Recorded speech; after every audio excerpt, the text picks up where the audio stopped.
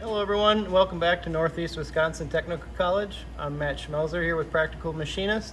We're over here in our second year CNC shop. Today we're going to go over some programming techniques, primarily talking about thread milling. I got a project here on our bench that our students go through an activity. They do a series of different operations on this part, but one of the operations pertains to milling threads on this square part. We're going to be doing this in a CNC machining center. I got a couple of different tools here, different options. I don't have all of the tools available. There is a series of different types of tools available through different companies when it comes to thread milling. On this particular part here, we're going to use just the high-speed steel version.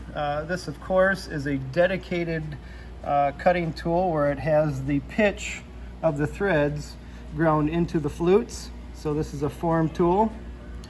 The other tool I have here is more of a universal style thread mill.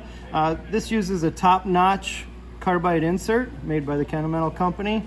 But of course, this tool here is only going to cut one thread per revolution around the part, so one thread per pass.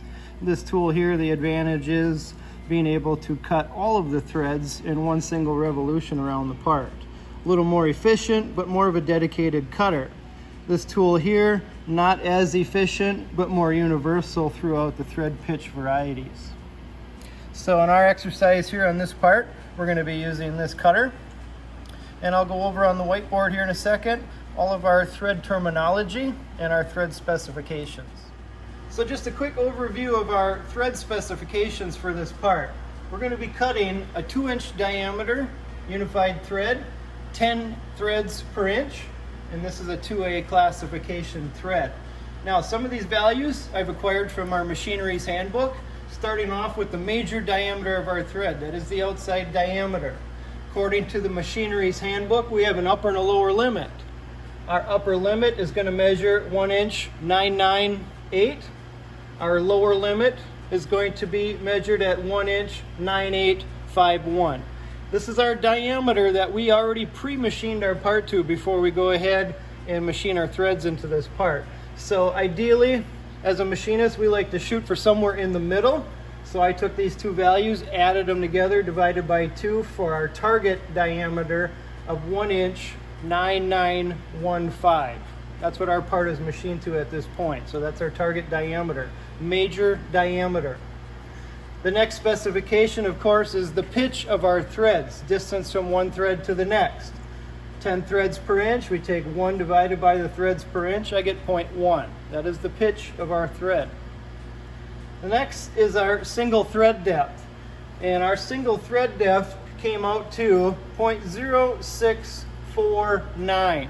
Now, the calculation for single thread depth, we're going to take the sine of 60 degrees times the pitch, which is 0.1, and for this instance, we times it by 75%.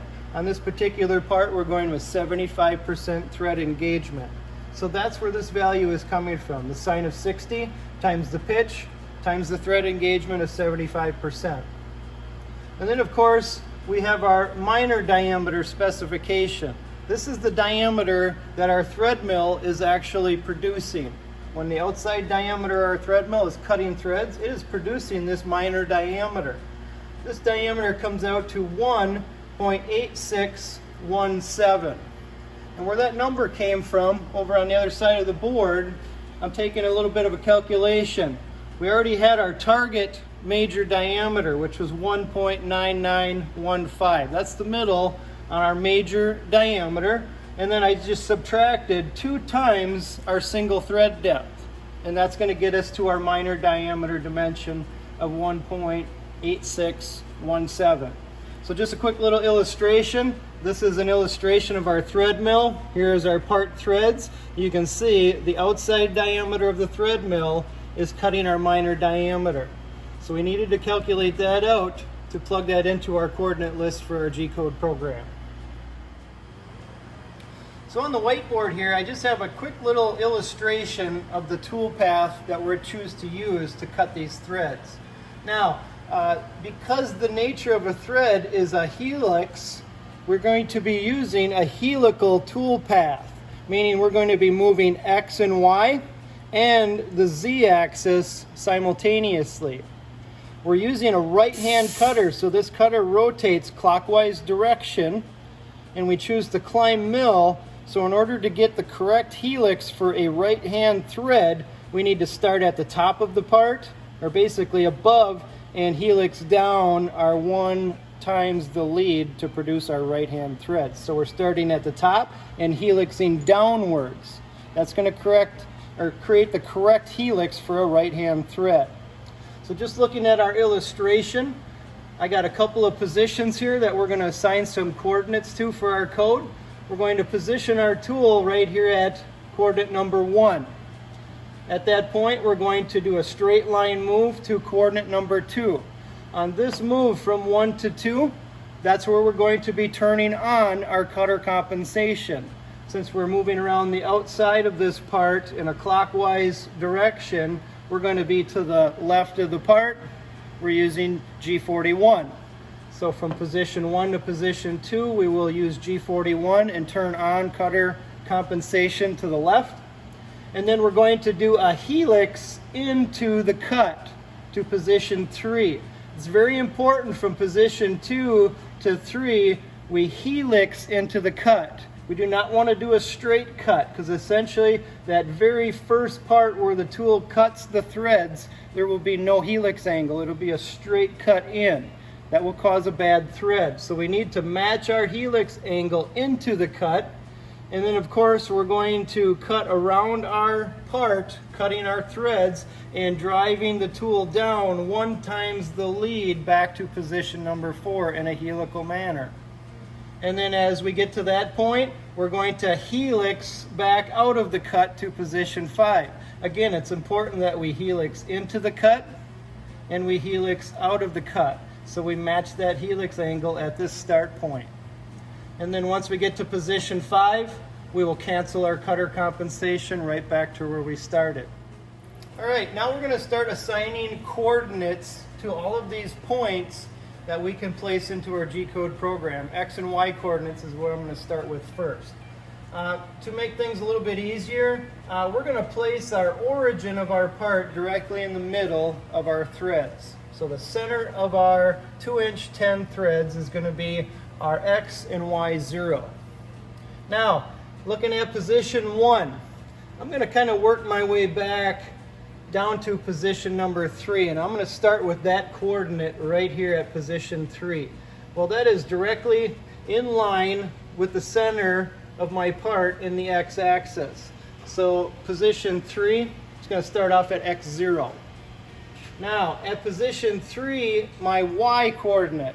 Now we said our thread mill is cutting the minor diameter of our part, which was 1.8617. That's the diameter. So from origin to position 3, that's going to be the radius of our minor diameter.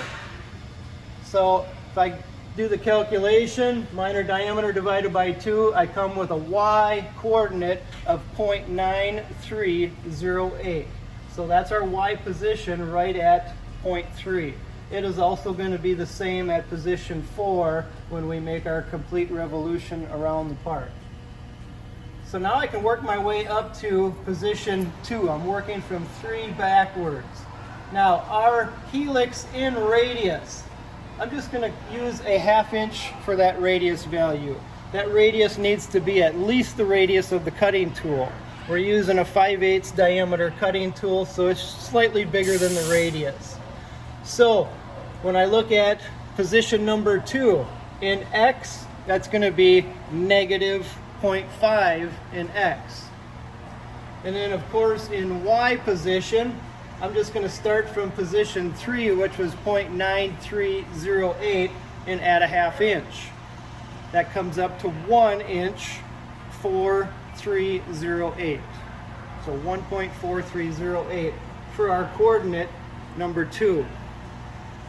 And then working my way back to position number 1, the length of this line again needs to be at least the radius of the tool from position 1 to position 2. I just picked a 1/2 inch for my Y and X offset for that also. So working our way back to position 1, our coordinate in X is going to be 0 in line with the center of the part, and just a ½ inch farther up from position 2. That comes up to 1 inch 9308. So there's my coordinates 1, 2, 3, and then 4. And now we have our helix out to position 5, still using that ½ inch radius value for our helix out. Of course, our X is going to be 0.5. The Y position is going to match position number 2, which is 1.4308. And then we're right back to where we started, canceling our cutter compensation back to position number 1. So there's our X and Y coordinate list for our complete tool path. We just have 6 coordinates. Now, because we're doing a helical motion from position 2 into the cut, all the way around the threads and helixing back out, we're also going to have some Z coordinates for this part also. So we'll go over Z coordinates next. Alright, so the next set of coordinates we're going to go over is our Z coordinates throughout the tool path. Now this specific part has a shoulder on it below the threads. One thing we have to be cautious of is as we go around and make our one pass around to cut all of our threads, when we get to the very end, we want to make sure that the tool is not going to bury itself into that shoulder. We crash the part, we destroy our part. So what I'm going to be doing is basically working our Z coordinates from the end where we helix out of the cut. So we're going to get our Z position at that point first, position 5, and then we're just going to work our way back to out of the cut, back around, back to our helix in position. So we're going to work this backwards. Now, looking at our part dimension, from the top of the part to that shoulder distance, that is 0.75. Now, when I get to this point where I helix out, I do not want to be any lower than negative 0.75 in the Z-axis. Otherwise, I will be hitting that. I'm going to stay just a little bit above that. So at position 5, I want to be right here with some clearance below my cutter so it does not dig into the shoulder. I'm just going to go with 10 thousandths clearance at that point. So at position 5, I want to be in the Z-axis at negative 0.74. So that's going to be my Z position as I helix out of that cut. So on my board next to me here, I have my coordinate list. I have added a Z column to it now. So at position 5, I'm going to be at negative 0.74. So now I can work back to position number 4. That is after I made my complete revolution around. Now, since we are helixing out of the cut, we need to bring our Z-axis up at this point. We are making a 90-degree sweep from this point to this point, a 90-degree helix. So this is going to equal 1/4 of our lead, or our pitch of our thread. So 1/4 of our pitch, which was 100 thousandths, from this point to this point is going to equal 25 thousandths. So we need to be 25 thousandths higher at position 4 than position 5. So I just did a quick little math here. I took negative 0.74. This is at position number 5. And I backed up 25 thousandths at position number 4. I'm going to be at Z negative 0.715. So I'm going to go ahead and place that in my coordinate list. Negative 0.715. There's my position 4. So that's where I will be at as I helix out of the cut. Now, as I make my trip around that part, that is 1 full revolution. That is going to equal 1 times my pitch. So from position 4 all the way back to position 3, where we started from, will be 1 times the pitch higher. So we will be 100 thousandths higher in the Z-axis. So going over to our coordinate list, position number 3, That's going to be Z negative 0.615. And that gets us to position number 3 as we just started cutting our threads. Again, we're working backwards for our Z axis. And now to go back to position 2, this is where we begin to helix into the cut. Again, this is a 90-degree sweep, so we will helix in that 90 degree. That will be, again, 1/4 of our pitch of our threads, 25 thousandths. So if we take negative 0.615, add 25 thousandths to it, that's going to be negative 0.59. That's where we will be at the Z axis at position 2. And then of course from position 1, we're not doing any kind of Z axis move from position 1 to 2. So that's going to be our depth at position 1 also, and position 6. So I go ahead and at just position 1, negative 0.59. Position 6 is going to be the same as position 5, negative 0.74. So there we completed our coordinate list. We'll come back and we'll start writing the G-code for this thread mill. All right, so I've gone ahead and written out our G-code on the whiteboard here. Now this is a pretty universal style G-code. This works in all of our Haas controls at the school. This works on our Fanuc controlled machining centers. You just have to verify with your specific machine tool. There may be some slight differences from one code to the other. Also programming style. Some of you guys that have been programming for a while may have just a slightly different style than what we're using here. But I'm just going to walk through very quickly, line for line. Of course, we got our preparatory line, establishing our standard G codes. Next one is our tool change line. Of course, they specify a 5/8-10 thread mill that we're using. Spindle speed line, clockwise direction, and then we use our G54 work offset, which is going to move to our first coordinate that we came on our coordinate list. Of course, we establish a height offset for our tool, and I move to a 3-inch clearance point above the part in Z. Next line, I wrap it down to 100 thousandths above the part, a feed plane. Next thing, we're going to feed down to our first Z depth on our coordinate list of negative 0.59. And then, of course, here's our straight line move to apply our cutter compensation, calling up G41, cutter offset to the left, diameter offset 1, and we move to coordinate number 2. At that point, this is going to be our helix into the cut. So we're doing a G3 motion to coordinate number 3. Of course, our I vector is 0.5. And then we actually mill our threads using G2, machining around that part, helixing down 1 times the lead of our thread back to coordinate number 4. And then, of course, our final G3 motion to helix out of the cut all the way to position number 5. And then our last move, a straight line move, canceling our cutter compensation, moving from position 5 to position 6, right where we started. And of course, I can wrap it out of the part. I just bring it up to our feed plane of 0.1, turning the coolant off, and then I send the machine home using G53 and the Z-axis. Y-axis brings the table forward to unload our part. M30, program rewind. So we'll go ahead, we'll get this typed into the control of the machine. We'll do a little video of it running. All right, so I'm over on the machine tool here. We have our piece of material in the vise. We have already went ahead and pre-machined our major diameter. That was the numbers we got out of the machinery's handbook. So we've created our major diameter to the correct size. Of course, I've loaded my tool and I had set my offsets for my thread mill. Now, going to my offset page here, of course, I got my length offset. But in this particular program, we're using cutter compensation, so I want to make sure I get the diameter of my cutting tool, which is actually 0.6. That's my finished diameter of my tool.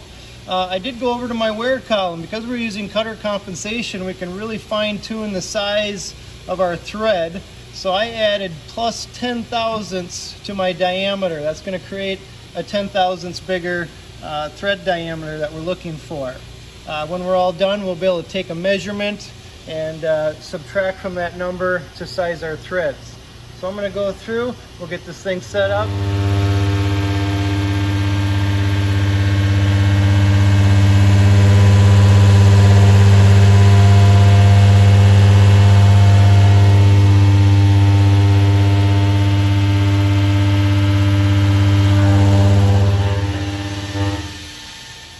Alright, so I went through, we made our very first cut on our threads. I have not checked our size yet. One thing you can notice, there is a very large burr at the top of our threads. We'll come back after this with a chamfer cutter, get rid of that sharp edge, put a nice chamfer bevel on the top of this thread. But now the point is to measure the thread. We'll get into measuring the pitch diameter of the thread. That's going to control the fit of our thread. So going back to our machinery's handbook, we're going to have an upper and a lower limit for our pitch diameter. So we'll get that out of the machinery's handbook, come back and do some measurements. Stay tuned for our next video. We're going to go over how to measure threads, a few different methods of doing that. So I just want to thank you guys for joining us, milling threads, and we'll catch you next time.